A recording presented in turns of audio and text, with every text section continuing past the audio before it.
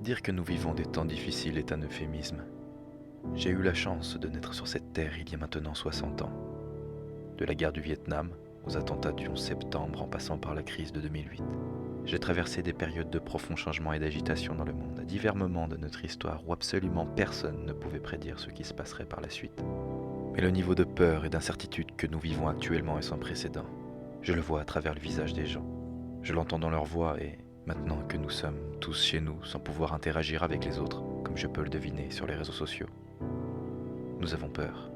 Peur d'être blessés, peur de l'économie, peur de ne pas contrôler la situation et maintenant, on en est réduit à avoir peur les uns des autres. Ne vous méprenez pas, la peur est un instinct naturel.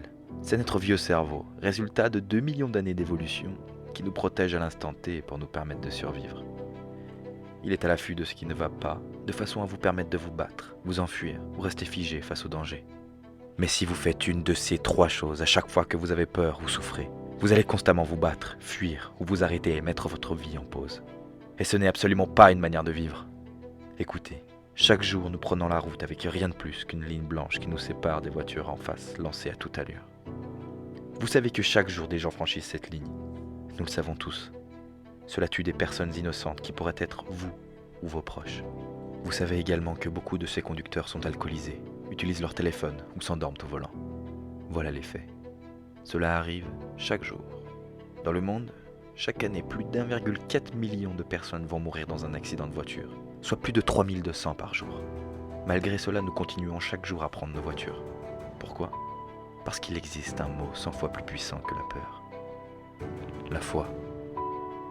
La foi ne s'apprend pas, c'est quelque chose d'inné en nous. Nous sommes nés avec la foi. La foi est ce qui nous permet de traverser des périodes d'angoisse, d'incertitude et de peur. Elle est plus puissante que toutes les émotions, même la peur. Quand tout va mal, la foi nous donne la capacité de nous recentrer, de nous aider nous-mêmes et les autres, à trouver des réponses, à trouver une meilleure manière de penser à notre douleur en dépit de nos peurs. Et si vous êtes un leader, vous prenez cette certitude et la transférez aux autres. Car la conviction humaine a un effet viral et se propage. Ainsi vous apportez une inébranlable certitude dans cet environnement chaotique au travers du pouvoir de votre foi. La foi, c'est de savoir qu'au fond de nous, nous sommes plus que tout ce que nous allons affronter et que nous pouvons surmonter ce que la vie nous réserve. Nous l'avons toujours eu et nous l'aurons toujours. C'est le pouvoir de l'espèce humaine. L'homme se différencie des autres espèces par sa capacité à maîtriser son comportement, à nous entraîner pour être fort émotionnellement et créer cette force interne que l'on appelle la résilience. Un échec ne veut pas dire qu'on arrête d'essayer. Les animaux ne savent pas faire cela. Toute personne qui a essayé ne serait-ce que de dresser un chien le sait très bien. Ils essuient un, peut-être 2 échecs et ils apprennent la leçon. Ils ne seront plus tentés d'essayer à nouveau. Nous sommes le contraire. Nous sommes d'éternels optimistes. Nous échouons et réessayons à nouveau, encore et encore. Il suffit de regarder quelques-unes des entreprises les plus florissantes dans le monde aujourd'hui. La plupart de leurs fondateurs et leaders ont connu de cuisants échecs. Des fois à maintes reprises avant de réussir. Pensez maintenant aux plus heureux, aux plus fusionnels des couples que vous connaissez. Il y a de fortes chances que chacun d'entre eux ont échoué dans une relation antérieure. Mais ont-ils abandonné ? Non. Ils ont appris, ils se sont adaptés, ils ont grandi et ils ont recommencé.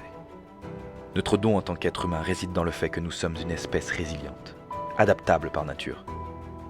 Ça ne sera sûrement pas la seule crise que ce monde va traverser et ça ne sera certainement pas la dernière que toutes les personnes que nous connaissons vont vivre. Les gens ne sont pas façonnés par les temps faciles quand tout va bien. La vie des gens est façonnée par les moments les plus sombres, les plus difficiles qu'ils ont à traverser. Nous avons des ressources illimitées en nous-mêmes. Et peu importe ce qui m'arrive dans la vie, ce que je suis est plus grand que tout ce qui pourrait m'arriver à moi ou mes proches. Aucun problème n'est permanent et rien de ce qui m'arrive n'est omniprésent.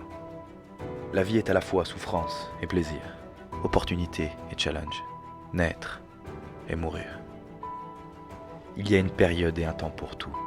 Ce n'est pas à nous de décider quelle est la meilleure ou dans quelle période nous devrions être. Notre tâche à nous, c'est d'embrasser, de nous accaparer ce temps qui nous a été donné.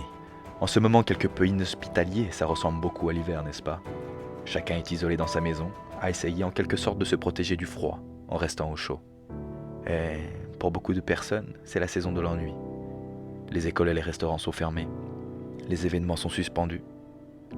Les employés de bureau travaillent depuis la maison et pour ceux qui sont à l'extérieur, comme le personnel de santé et les autres. Il y a comme un sentiment d'inquiétude, d'une dangereuse exposition au danger. Mais comme l'a dit le philosophe Albert Camus, prix Nobel de littérature, au milieu de l'hiver, j'apprenais enfin qu'il y avait en moi un invincible été. L'hiver ne dure pas éternellement, le printemps finit toujours par suivre. Nous reviendrons à la vie normale comme nous le faisons toujours, comme nous l'avons toujours fait pendant des siècles. Alors qu'allez-vous faire durant cet hiver? Allez-vous rester figé dans votre ennui? Ou peut-être rejoindre ces gens effrayés, ceux qui exagèrent et amplifient le danger au point qu'il n'en résulte qu'un scénario apocalyptique? Allez-vous créer des émotions qui vous enlèvent tout pouvoir et vous effondrer vous et vos proches? Ou au contraire, allez-vous discipliner votre peur, vous tenir droit, la tête haute, monter la garde devant la porte de votre esprit pour vous tenir prêt face aux défis qui nous font face et adopter les croyances qui vous donnent du pouvoir? Peu importe ce qui se passe, il réside en chacun de vous une partie qui est forte. Faites appel à cette partie de vous qui a faim, cette partie de vous qui est courageuse face à cette peur innommable, celle qui ne se cache pas derrière des excuses, des mesquineries ou des mensonges. Faites appel à cette partie-là.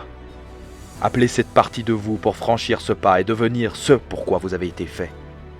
Je dis toujours, ce que vous faites en privé vous sera rendu en public.